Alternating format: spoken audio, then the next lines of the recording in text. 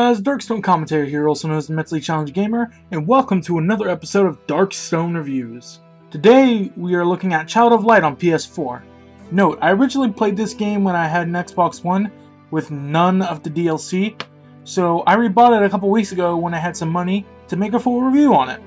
I got it when it was on sale and got all the DLC with it, the Ultimate Edition, because it was only $5 more than just the game itself when it was on sale. Right now, the base game is $15 USD.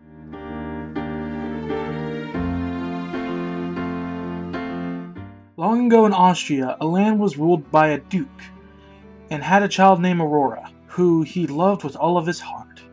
He raised her alone after his wife passed away, and married once again. In 1985, on Easter Sunday, she never woke, but instead woke up in the land of Lumeria. She ran around calling for her father, but only finding a tiny firefly known as Ignitus. It led her to a temple where she met the Lady of the Forest, after getting her face bashed in by giant golems.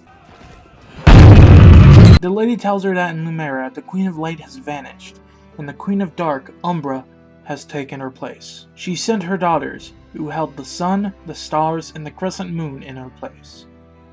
They ravaged the land with a monsoon, and soon the creatures of night started to ravage the land. Aurora learns that she needs the sun, the stars, and the crescent moon. Then she needs to defeat Umbra to go back home. The story of Child of Light is told in the bedtime story fashion. It's a very charming way at that. All text in the game, dialogue, confessions, and everything else is spoken in rhyme. Even though it's written like a bedtime story, it does not put you to sleep.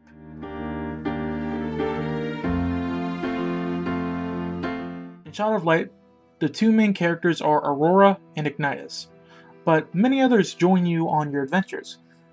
Ubelia, the jester looking for her brother. Finn, the lone Capuli, who works as an offensive magic caster. Robert, the blasphemous traitor who is going after the heart of another, as well as an amazing archer. Titris, Rebellia's brother who gives effect buffs to your team. Ognas, the Katagata warrior, who was thrown away from his clan. Jen, the Persican, who works to slow your opponents and make you faster. Then there's the Golem, my brother, who is DLC, but causes paralysis and is basically used for heavy damage. Then there's this bitch! Lots of these characters have something charming about them that usually lets you connect with these characters. After a new member joins your party and after you finish a battle, a small talk happens between the new character and the other members of your party. It honestly gives each character personality and makes you relate with them. My favorite characters are definitely Golem and Ignitus. These big boys are really interesting in their characters and how they view their world, and I can relate to them. You can have your own favorites. Speaking of characters, they each have something interesting about them. Golem to get his missing piece, the connecting of the siblings of Rebelia and Titris, Aurora and her and many more. These characters are well written, and I think you'd like them.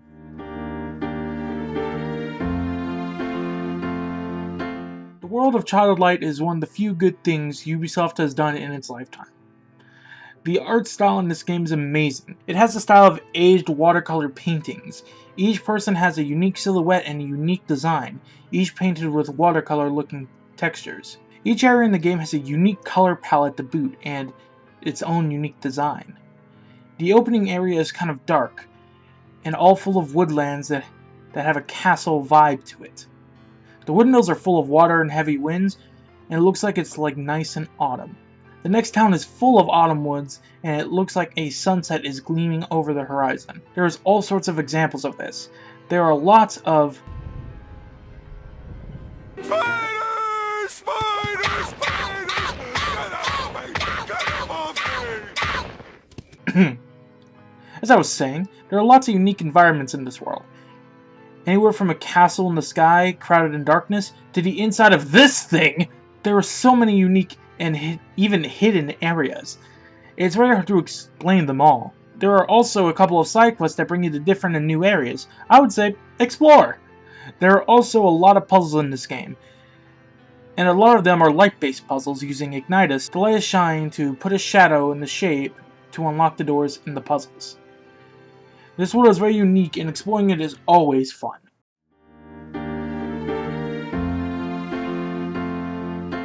Fighting in this game is one of my favorites, a time-based action system. Here, each attack is on a timer based on your speed in your area on the timeline. In Child of Light, your attacks have two phases, the waiting phase and the attack phase. The waiting phase is basically your cooldown to... Excuse me! Is your cooldown until your next attack phase. It can give your opponents time to attack, or time for you to think about what your next move will be. Your attack phase is where it gets really interesting. When you enter your attack phase, you can choose what you want to do. Attack, defend, use an item, or try to flee. Depending on the attack, it could take a long time to cast to get to the end of the timeline, or it could be done quickly. Each action has a short, medium, long, or very long timer, so this can be used in your favor or against you. When you're in the attack phase, if the opponent is in the attack area with you, and you attack them, you will cause an interruption. This will send the person who got interrupted backwards in the timeline so their attack will be cancelled. This, however, is how tactics can be used because you can also be interrupted. So it's basically who can work the timeline better. You, however, have a slight advantage, Ignitus. In the battle, you can shine him on enemies to slow them down on the timeline. If you shine him on yourself, he heals you. But be wary, he only has a certain amount of his shine, and you'll have to take a break to get wishes, those particles in the bushes.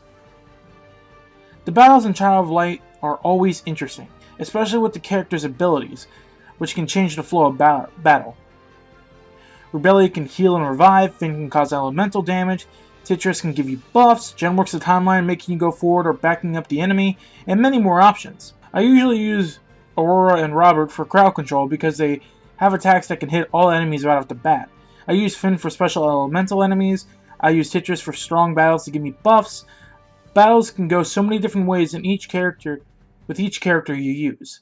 I'd say try them all out when you get a chance. The combat in this game is pretty good and gives you lots to think about. You can't also forget about Oculi. They are basically your armor and equipable items. They can give you health, speed, experience, and elemental buffs, as well as special effects for the character and for where you place them on. It can also give you elemental attacks. You can find them in the world and craft them into different oculi, which can have different effects. You can also craft them into bigger oculi that have stronger effects by mixing the same kind of oculi. Just try it out and see what you can make. Oh lord, what have I done? Here's a little tips and tricks to get started on the game. 1. Search every chest. If there's bound to be something useful in there, whether it be a potion or an oculi, it's still helpful. Don't be afraid to explore. If you be in a boss battle and you're told to go somewhere, explore the area a little bit. There's usually something hidden there that you can find, whether it be a chest, a confession, or something else. Do not, and I repeat, do not trust this girl. Do not give her anything because she is a temporary party member and you will not get any of those items back. I made that mistake the first time I played this game. Always be prepared on the boss battles. When you find wishes and bushes and stuff like that, look around and try to find them and make sure you heal before a big battle that you think you're going to have. Shine Ignitus on enemies in the overworld and then sneak up behind them. If you do that and walk into them and start a battle, you will get a surprise attack on them, which will put you further in the timeline and let you attack first. Ignitus can also be used to open chests if you're not close enough and if it's not a lever chest. Do that to get easy access to chests that you can't usually get to. Each character has a unique way of doing things, so switch out party members to figure out what you really want to do. I would say Finn and Aurora are the best team for most battles, but that's up to you guys to decide.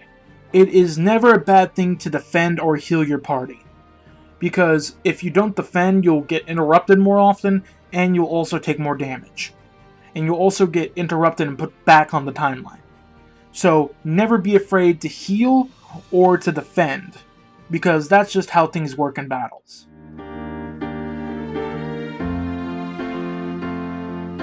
Overall, this experience was a great one. Child of Light is a story of loss and regaining the world itself. A story to get home, but realizing home is where your heart is. It's about the connections you make in the world that is not what it seems. With strong characters, a very pretty and serene environment, you will never know what is lurking in the depths of this world. Ugh. I always found it fun to explore and find hidden items. And stating that I've 100%ed this game, that should say something, even though for some reason it doesn't have a platinum trophy, which slightly annoyed me. The gameplay is fun and interesting, but it can also be tactical, which makes it awesome. The story is simple yet has a deep meaning. The characters are likable and relatable, and I think this game does a great job at what it tries to do. Is one of the few good things Ubisoft has done in the last couple of years. Now we have to wait for the loot boxes. I give this game a 9 out of 10. I totally recommend this game. Okay guys, I hope you enjoyed this episode of DarkStone Reveiws. Have a game you want me to cover? Tell me in the comments, as well as tell me what you thought of this episode. You can also like and subscribe if you so please. But overall, I hope you enjoyed my content, and I can't wait to see you guys again. Love y'all!